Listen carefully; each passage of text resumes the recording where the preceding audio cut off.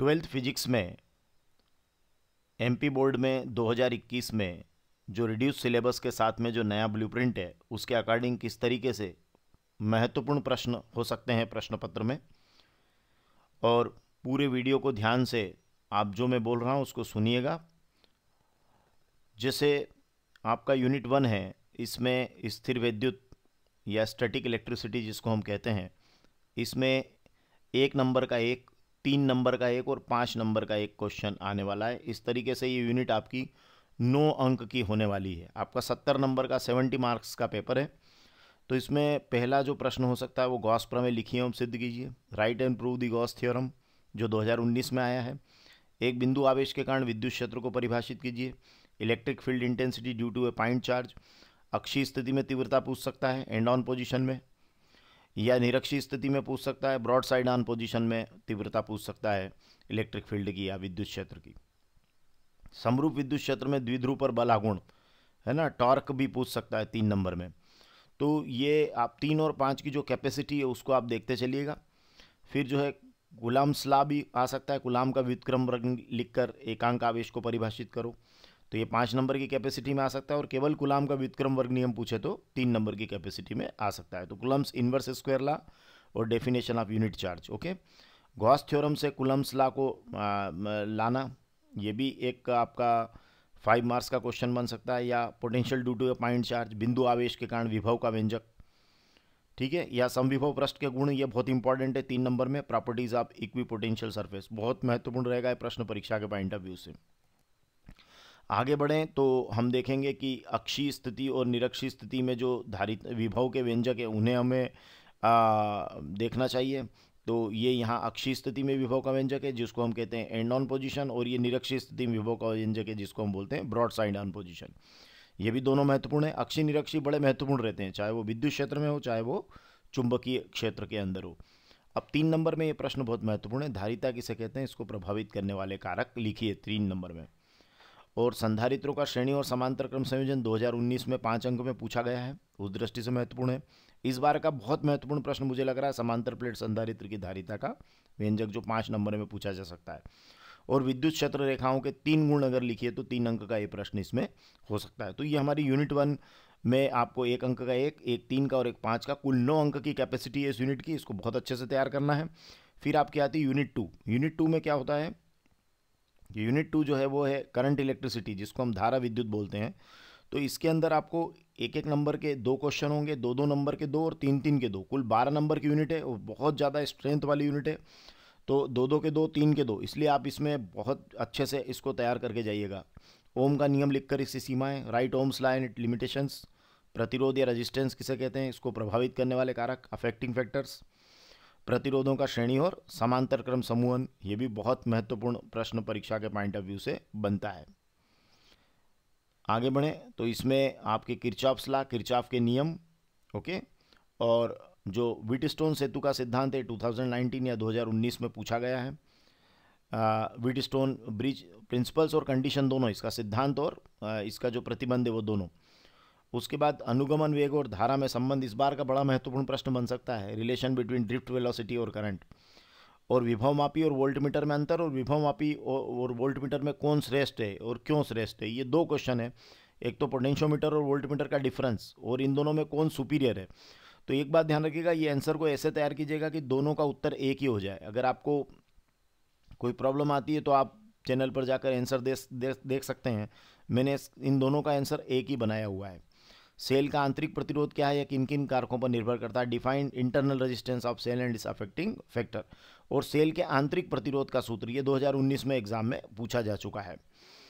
फिर सेल के विद्युत वाहक बल और विभवांतर में अंतर, ये बहुत महत्वपूर्ण रहेगा इस वर्ष के लिए 3 अंक में। सेलों का श्रेणी और समांतर क्रम समूहन, और रेजिस्टेंसेस के ऊपर आंकिक प्रश्न इस पार्ट से आने की मेरे हिसाब से एक संभावना मुझे दिखाई दे रही है।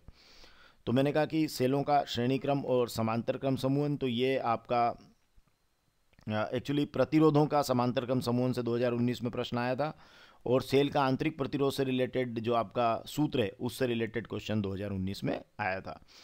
तो यहाँ आप इसको मानिएगा कि ये सेलों की बजाय प्रतिरोधों पर 2019 में क्वेश्चन आया था। चलिए आगे बढ़ते हैं।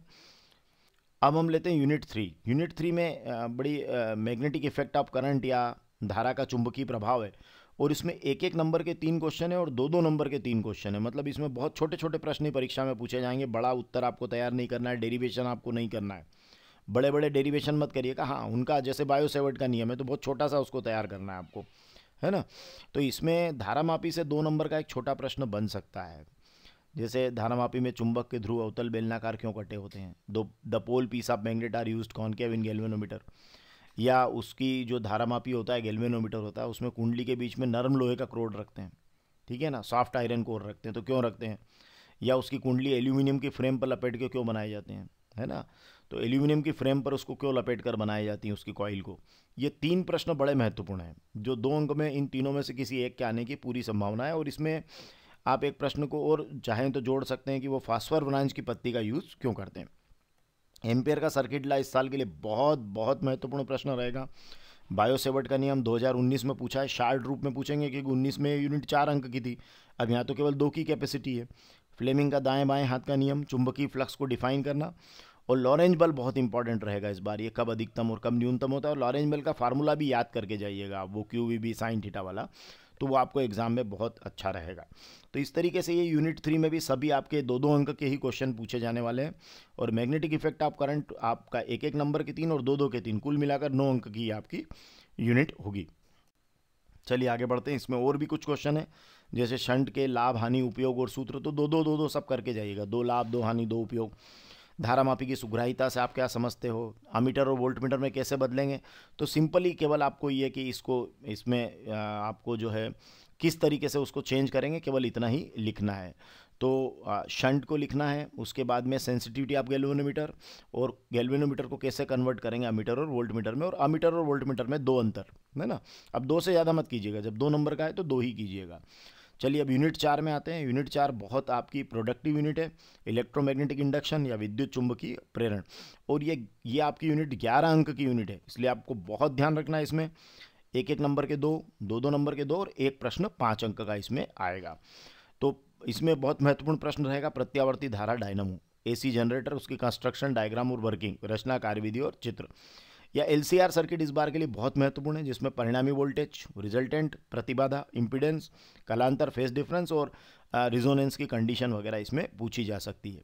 फिर लंबी धारावाही परिनालिका का स्वप्रेरक तो बहुत महत्वपूर्ण रहेगा, है ना। Self inductance of long current carrying सोलोनाइट, या कुंडली का पूछ सकते हैं, सर्कुलर करंट कैरिंग कॉइल का, या 2 लंबी परिनालिकाओं के बीच अन्योन्य प्रेरकत्व का व्यंजक। 12th फिजिक्स में MP बोर्ड में 2021 में जो रिड्यूस सिलेबस के साथ में जो नया ब्लूप्रिंट है, उसके अकॉर्डिंग किस तरीके से महत्वपूर्ण प्रश्न हो सकते हैं प्रश्न पत्र में। और पूरे वीडियो को ध्यान से आप जो मैं बोल रहा हूँ उसको सुनिएगा। जैसे आपका यूनिट 1 है, इसमें स्थिर विद्युत या स्टैटिक इलेक्ट्रिसिटी जिसको हम कहते हैं, इसमें 1 नंबर का 1, 3 नंबर का 1 और 5 नंबर का 1 क्वेश्चन आने वाला है। इस तरीके से ये यूनिट आपकी 9 अंक की होने वाली है। आपका 70 नंबर का 70 मार्क्स का पेपर है। तो इसमें पहला जो प्रश्न हो सकता है वो गॉस प्रमेय लिखिए एवं सिद्ध कीजिए, right and prove the Gauss theorem, जो 2019 में आया है। एक बिंदु आवेश के कारण विद्युत क्षेत्र को परिभाषित कीजिए, electric field intensity due to a point charge, अक्षीय स्थिति में तीव्रता पूछ सकता है एंड ऑन पोजीशन में, या निरक्षीय स्थिति में पूछ सकता है, ब्रॉड साइड ऑन पोजीशन में तीव्रता पूछ सकता है इलेक्ट्रिक फील्ड की या विद्युत क्षेत्र की। समरूप विद्युत क्षेत्र में द्विध्रुव पर बल आघूर्ण, है ना, टॉर्क भी पूछ सकता है 3 नंबर में। तो ये आप 3 और 5 की जो कैपेसिटी है उसको आप देखते चलिएगा। फिर जो है गुलाम्स लॉ भी आ सकता है, गुलाम का व्युत्क्रम वर्ग लिखकर एकांक आवेश को परिभाषित करो, तो ये 5 नंबर की कैपेसिटी में आ सकता है। और केवल गुलाम का व्युत्क्रम वर्ग नियम पूछे तो 3 नंबर की कैपेसिटी में। अब यूनिट 5 जो है आपकी, वो आपकी सारी जो है वो यूनिट 5 आप कहें कि वो 2 अंक के लिए आप यूनिट 5 में जाएंगे, क्योंकि यूनिट 5 आपकी है विद्युत चुंबकीय तरंगे, इलेक्ट्रोमैग्नेटिक वेव्स। एक एक नंबर के 2 क्वेश्चन आएंगे और 2 नंबर का 1 क्वेश्चन आएगा। तो इसमें विद्युत चुंबकीय स्पेक्ट्रम में सबसे अधिक और कम आवृत्ति की तरंगें कौन सी है, मतलब मैक्सिमम मिनिमम फ्रीक्वेंसी किसकी है इलेक्ट्रोमैग्नेटिक स्पेक्ट्रम में, या ये जितनी भी है गामा रेज, एक्स रेज, है ना, या आपकी अल्ट्रा वायलेट, या आपकी सूक्ष्म है ना, विजिबल, इंफ्रारेड, माइक्रो, रेडियो, इन सब के वो दो दो उपयोग आपसे पूछ सकते हैं एग्जाम के अंदर। विद्युत चुम्बकीय तरंगे क्या, इनके दो गुण लिखिए, ये पूछा जा सकता है। Ozone layer, green house effect के बारे में पूछ सकते हैं, तो ये 2 नंबर में पूछा जा सकता है। और 2019 में इसमें एक्सरेस को उन्होंने 2 नंबर में पूछा था। लेकिन मेरी दृष्टि से ये 3-4 प्रश्न आप यहाँ ध्यान से देखिएगा, ये मेरे लिए बहुत महत्वपूर्ण है इस बार के लिए, कि यदि पृथ्वी पर वायुमंडल नहीं होगा तो उसका पृष्ठीय ताप वर्तमान ताप की तुलना में कितना होगा, मतलब अगर अर्थ में एटमॉस्फेयर नहीं होगा तो उसके टेम्परेचर पर किस ढंग का असर पड़ेगा। या लंबी दूरी के रेडियो प्रेक्षेत्र में लघु तरंग बैंड का यूज़ क्यों करते हैं, तो Y short wave band is used in long distance radio broadcast. या टीवी के प्रसारण में कृत्रिम उपग्रह क्यों उपयोगी है। या विद्युत चुम्बकीय स्पेक्ट्रम फाइनली केवल किसे कहते हैं, ये भी प्रश्न बहुत महत्वपूर्ण इस बार के लिए 2 नंबर में रहेगा। तो ये इलेक्ट्रोमैग्नेटिक वेव में 1-1 नंबर के 2 क्वेश्चन और 2 नंबर का 1 क्वेश्चन, 4 नंबर की स्ट्रेंथ पर ये यूनिट आपकी रहेगी। आगे बढ़ते हैं तो यूनिट हमारी है 6, 2 और 3 नंबर के क्वेश्चन इसमें पूछे जा सकते हैं। हाइगेन का द्वितीयक तरंगिकाओं का सिद्धांत बहुत महत्वपूर्ण। तो ये यूनिट 6 जो है हमारी तरंग प्रकाशिकी, वेव ऑप्टिक्स, तो इसमें क्या है कि 1, 2 और 3 मतलब कुल मिलाकर 6 अंक के प्रश्न पूछे जाएंगे परीक्षा में। तो हाइगेन प्रिंसिपल बहुत इंपॉर्टेंट रहेगा। अब यह ध्यान रखिएगा कि केवल 2 या 3 बिंदु ही तैयार करना है, तो आप कम से कम जब अंतर की बात आए तो 3 कर लीजिएगा। जैसे व्यतिकरण और विवर्तन इस साल का बहुत महत्वपूर्ण प्रश्न रहेगा, इंटरफेरेंस और डिफ्रेक्शन के बीच में अंतर। तरंगों के अध्यारोपण का सिद्धांत बहुत महत्वपूर्ण रहेगा। कला संबंधी स्रोत किसे कहते हैं, इसी में आपकी विशेषताएं निकल जाएगी, तो ये 2 अंक का प्रश्न है। फ्रिंज चौड़ाई और उसको प्रभावित करने वाले कारक इस साल के लिए महत्वपूर्ण है। हालांकि व्यंजक 2019 में पूछा था, लेकिन मेरी दृष्टि से ये इतना पर्याप्त रहेगा आपको करना। और एक ये जो छोटे प्रश्न है, जैसे कम ऊंचाई पर उड़ते वायुयान से टीवी स्क्रीन के चित्र क्यों हिलते हैं, है ना, या हाइगेन का तरंग सिद्धांत, या व्यतिकरण और उसकी 3 शर्तें, तो ये आपका 2 नंबर और 3 नंबर में बहुत बहुत महत्वपूर्ण रहेगा। फिर आती है यूनिट 7, द्रव्य एवं विकिरण की द्वैत प्रकृति, जिसको हम ड्यूल नेचर कहते हैं। और ये यूनिट 7 में 1-1 नंबर के 3 क्वेश्चन है और 1 प्रश्न 2 अंक का है। तो इसमें जब ये डेफिनेशन आप सब करके जाएंगे तो आपके 1-1 नंबर का क्वेश्चन भी यहाँ से बन जाएगा। कार्यफलन, देहली आवृत्ति, इलेक्ट्रॉन वोल्ट, प्रकाश विद्युत प्रभाव, work function, threshold frequency, electron volt और फोटो इलेक्ट्रिक इफेक्ट, बहुत बहुत महत्वपूर्ण रहेगा यहाँ पे। आगे बढ़ते हैं। इसमें तापायनिक उत्सर्जन और प्रयुक्त धातु में कौन से गुण होना चाहिए, 2 नंबर के लिए इंपॉर्टेंट है। ये सभी 2 और 1 नंबर के ही प्रश्न है। प्रकाश विद्युत प्रभाव के नियम, Einstein equation, D broccoli wave क्या है ना, मैटर वेव्स जिसको हम बोलते हैं, उनकी प्रॉपर्टीज़ क्या है, डी ब्रोकली का केवल समीकरण, आइंस्टीन का केवल समीकरण, फोटॉन के गुण और ड्यूल नेचर ऑफ विकिरण या विकिरण की द्वैत प्रकृति क्या है, इस पर प्रश्न बन सकता है। और द्रव्य का जो तरंग सिद्धांत है वो डेली लाइफ में क्यों नहीं हमको दिखाई देता, वो भी एक बहुत महत्वपूर्ण प्रश्न रहेगा। अब आते हैं हम यूनिट 8, परमाणु पर, एटम के ऊपर। इसमें 1-1 नंबर के जो है हमारे 4 प्रश्न है और 3 अंक का एक है। कुल 7 नंबर की कैपेसिटी लेकर ये चल रहा है। इसमें ऑब्जेक्टिव बहुत महत्वपूर्ण रहेंगे, जिस पर मैं बहुत डिस्कस कर चुका हूँ। मैंने आपको आप जाइएगा चैनल के ऊपर तो आपको सारे ऑब्जेक्टिव्स जो है एक साथ मिल जाएंगे, सभी सही जोड़ियाँ, रिक्त स्थान वगैरह सभी मैंने अलग अलग वीडियोज़ में अवेलेबल करा दी हैं। तो इसमें जो 3 अंक का प्रश्न होता है वो बोहर का परमाणु मॉडल लिखकर उसकी कमियां, ये बहुत महत्वपूर्ण रहेगा, 2019 का है। रदरफोर्ड का मॉडल, उसकी कमियां, थॉमसन का प्लम पुडिंग मॉडल क्या है, ये भी प्रश्न इंपॉर्टेंट हो सकता है। और मैंने कहा कि बोर का परमाणु मॉडल 19 में पूछा जा चुका है। यहाँ से आपको 3 नंबर का क्वेश्चन तैयार करना है। फिर हाइड्रोजन के स्पेक्ट्रम में पाई जाने वाली विभिन्न श्रेणियों के नाम और ये कौन से क्षेत्र में पाई जाती है, इसको जरूर करके जाइएगा, जरूर जरूर, क्योंकि ये 3 नंबर में भी महत्वपूर्ण रहेगा और 1 नंबर का ऑब्जेक्टिव तो हर साल इसमें से आता ही है, तो ये आप ध्यान रखिएगा। रदरफोर्ड का अल्फा कण प्रकीर्णन प्रयोग और उसके निष्कर्ष, महत्वपूर्ण प्रश्न हो सकता है। लेकिन जब भी तैयारी करें केवल 3 नंबर की कैपेसिटी के हिसाब से करके जाएं, बहुत बड़ा उत्तर इसमें तैयार करके नहीं जाना है।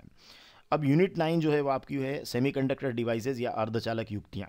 इसमें 1-1 नंबर के 2 क्वेश्चन और 5 का 1 क्वेश्चन है। कुल मिलाकर 7 नंबर के प्रश्न इसमें से परीक्षा में आएंगे।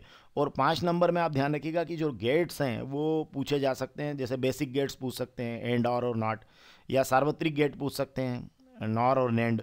अब इसमें क्या है कि वो हो सकता है 2 इसमें से पूछ ले, 3 इसमें से पूछ ले, जैसा कि उसने 2019 में किया था, तो या 2 इसमें से पूछ ले, 1 इसमें से पूछ ले। तो ये कुल मिलाकर गेट्स को आप 5 तैयार करके जाइएगा, 5 गेट्स को अच्छे से प्रिपेयर कर जाइएगा तो आपका काम हो जाएगा। और उसके साथ एक और मैं आपको सलाह दूंगा कि आप पूर्ण तरंग दृष्टिकारी अवश्य करके जाना है इस बार के लिए, क्योंकि फुल वेव रेक्टिफायर मेरी दृष्टि से बहुत महत्वपूर्ण है। यहाँ हाफ लिखा है, इसको आप फुल कर लीजिएगा। और ये अर्ध तरंग दृष्टिकारी भी एग्जाम में आया हुआ है 2020 में, इसलिए पूर्ण तरंग इस बार के लिए महत्वपूर्ण रहेगा, तो दोनों ही दृष्टिकारी कर जाइए।